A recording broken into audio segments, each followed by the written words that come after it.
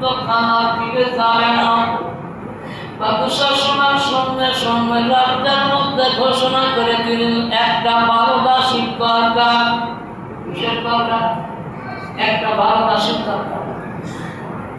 সেই বাচ্চার জমিনে সেই বাদশাহ রাজ্যের মধ্যে একজন যুবক ছিল। এই যুবকটার নাম হলো নসুহা। কি নাম? এই যুবকটার নাম হলো নসুহা। নসুহা জমিনের মধ্যে চলাফেরা করতে গিয়া এমন একটা কাজ করলেন, একটা দোকানে অত্যন্ত বেশি ঋণ করা ফেললেন। আমরা দোকানে বাকি খাই, কি কর দোকানে বাকি খাই, এটা আমাদের নতুনটা ভালো, সে আগের যুগ থেকে এসেছে, আগের যুগ থেকে বাকি চলে আসতেছে।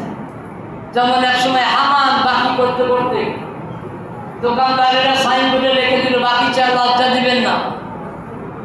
কাগজ বাকি করতে করতে দোকানদারেরা সাইনবোর্ডে রেখে দিল বাকি চা লজ্জা দিবেন না।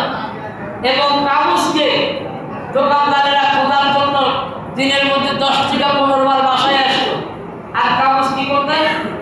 ঋণ পরিশোধ না করার জন্য উনি জঙ্গলে যান দিন কাটাতেন। রাত্রে এসে বাসায় তা কি করতেন? খাটের উপরে ঘুমাতেন না, খাটের নিচে ঘুমাতেন। বাকি দ্বারা এসে বাবাকে বসাইতো, তোমার ছেলে বাকি করে কাছে টাকা দাও।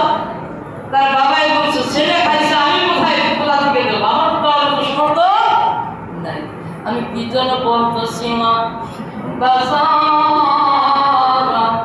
আল্লাহর বান্দা নসুহা দোকান বাকি করতে করতে এলাকার মধ্যে সবগুলো দোকান বাকি করা শেষ করে দিয়েছে, টাকা পাওয়ার ক্ষমতা নাই। এইবার বাচ্চার পক্ষ থেকে যখন ডাক্তার চলে যাও, এইবার নসুহা চিন্তা করলেন আমি যদি পুরুষ হয়ে থাকি আমাকে তো নারীর মতো সৌন্দর্য আল্লাহ দান করেছেন। আমি নারীর পোশাক পরিয়া এইবার সিংহাসনে যাওয়া আশ্রয় দেওয়ার জন্য বাদশাহ যদি আমার কাপড় বানায় ফেলে তাহলে এই দোকানদাররা জীবনে আমি নসুহাকে কোনোদিন ধরতে পারবে না। আসলে তো মন্তব্য ঠিক আছে নাকি? কি মন্তব্য ঠিক নেই? মন্তব্য 100 করে 100।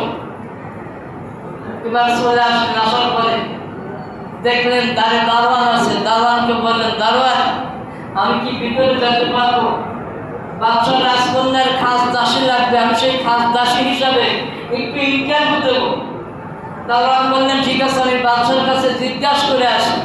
বাদশার কাছে যখন গেলেন বাদশাহ বললেন আমার রাজকন্যাকে জিজ্ঞাসা করো, আমার রাজকন্যা যাকে পছন্দ করবে সেই হবে রাজকন্যার খাস দাসী।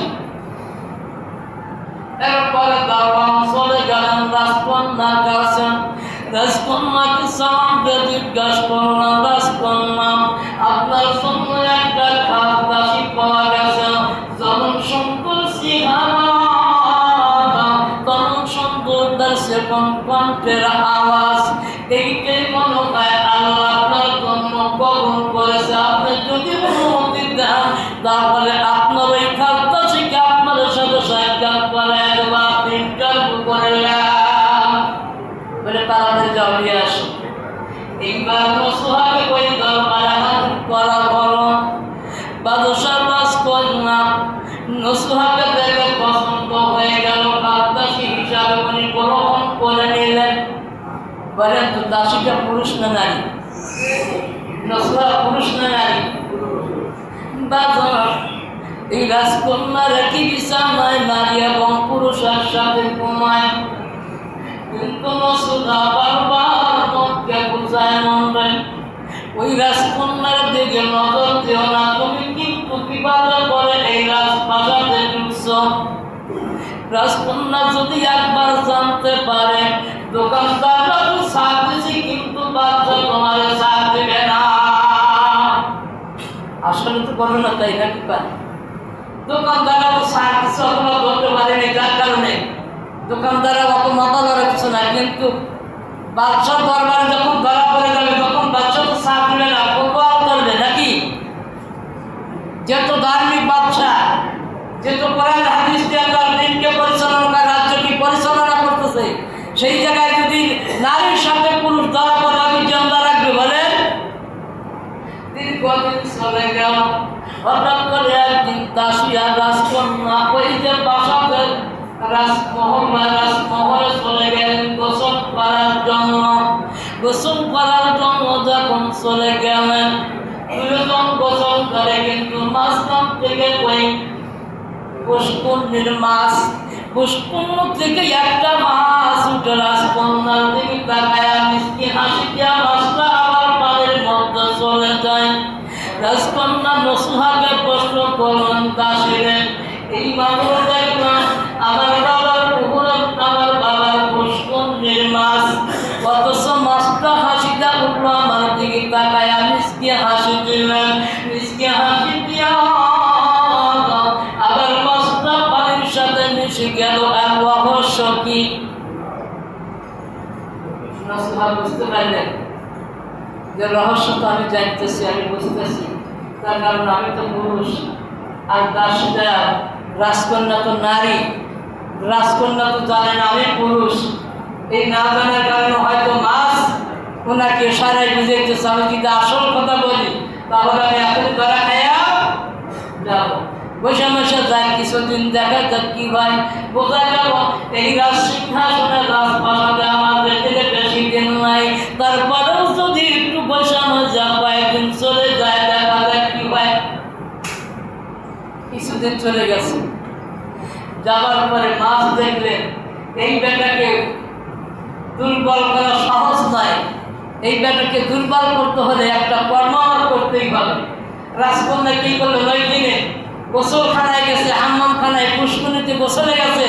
গোসলটা কি করছেন, গোসল দেওয়ার আগে ওনার সঙ্গ যাচ্ছে আমি গোসলে যাবো, যখন পানির মধ্যে কাল মাটি পাবো, হঠাৎ করে এই মাছটা যদি আবার সেই সোনার হাতটা নিয়ে যায় তাহলে তো আমি বিপদে পড়বো। অত দরকার কি আছে, হাতটা খুলে রাজকন্যা উপরে রাখলেন। এইবার গোসলে নামলেন। ওনারা গোসল করতেছে মনের আনন্দে ফাঁস দাসীকে নিয়ে। আর এই মধ্যে মাছ কি করলেন, রাখতে এসে হাতটা নিজে কি করলেন, ভিতরে ঢুকাই দিলেন, খাওয়া ফেললেন, খাইয়া আবার বাড়ির মধ্যে চলে গেলেন। রাজকন্যা গোসল করে উঠে আসলো, হারের কথা বলে নেই। একদিন চলে গেল, 2 দিন চলে গেল, 3 দিন গেল, 5 দিন গেল।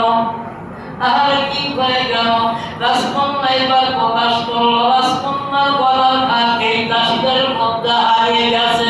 রাজপ্রাসাদের মধ্যে রাজকন্যা হার হারিয়ে গেছে। হারিয়েছে কিন্তু পুষ্কুনিতে। আর এসে দৈর্ঘ্য কোন জায়গায়, বাসার মধ্যে, বাসাদের মধ্যে রাজকন্যার হার হারিয়ে গেছে। কে চুরি করছে? এইবার বাচ্চা কি করলেন, এই খবর শোনার পরে বাচ্চা স্থাপন করলেন।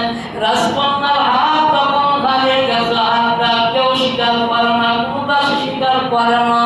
দাসীরা স্বীকার যখন না করতেছে, এমন সময় চেকআপের আইন চালু করা হলো।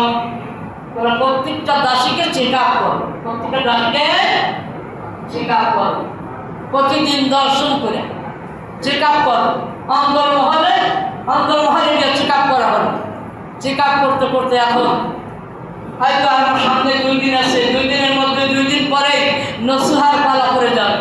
নসুহা বিপদে পড়ে গেছে। নসুহা কি করলেন, রাজকন্যাকে রেখে আবার সেই পুষ্কুনির বাসাতে আসলেন। পুষ্কুনিতে আসলেন, আসার পর দেখলেন মাছ হাতটা ওই জায়গায় পড়ে আছে। কিন্তু নসুহা চিন্তা করলেন আল্লাহ, নসুহা কি করলেন, আল্লাহর কাছে বারবার তওবা করতেছে, আল্লাহ আমি তো পুরুষ, আমি তো নারী না, আমি আসলে সত্যি পুরুষ, আমরা এই প্রভাব থেকে আমাকে রক্ষা করো। নসুহা তওবা করতেছেন। নসুহা তওবা করার মধ্য দিয়ে যেমন আমি নসুহা আপনার একজন গুনাহগার গোলাম, এই গুনাহগার গোলামকে বাদশাহ দরবার থেকে আপনি হেফাজত করেন। আল্লাহ আমার জামিনদার, আল্লাহ আমি নসুহা তওবার মাধ্যম দিয়ে ওয়াদা দিলাম, আমি নসুহার জীবনে এমন কর্ম আর কোনোদিন করব না। আল্লাহ বললেন, নসুহা তোমাকে মাফ করে দিলাম, এইবার তুমি বাড়ি যাও, যা দেখো এখানে হার আছে, কিন্তু নিয়ে আসো। রাজকন্যা যেই বিছানায় ঘুমায় রাজকন্যার তোষকের নিচে দিয়ে দাও এবং তুমি রাজকন্যার তোষককে উপলক্ষ করে রাজকন্যাকে স্মরণ করে দাও। বাইরে আমার এইবার মসুফা